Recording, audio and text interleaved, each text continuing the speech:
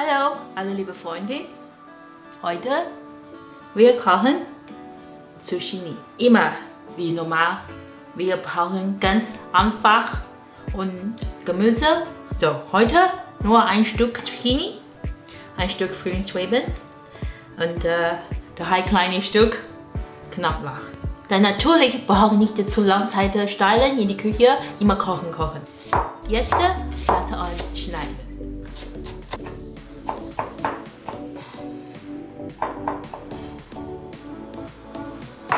Wir kochen Zucchini. Chinesischer Name ist Jiaogua und wir schneiden. Size ist gleich wie Pommes.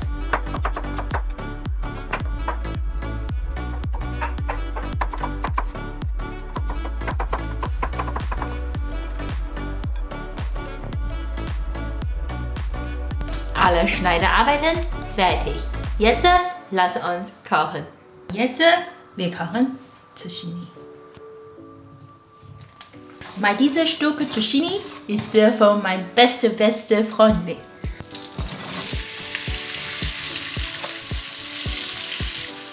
Sojasaus, schwarzer Pfeffer, Knoblauchguss, getrockneten Schnittlauch, Salz, Zucker und chinesisches Hühnchenbrot.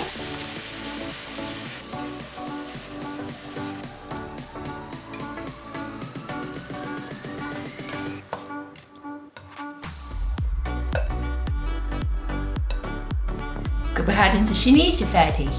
Chinesischer Name Qingchao Jiaogua oder Qingchao Xihulu.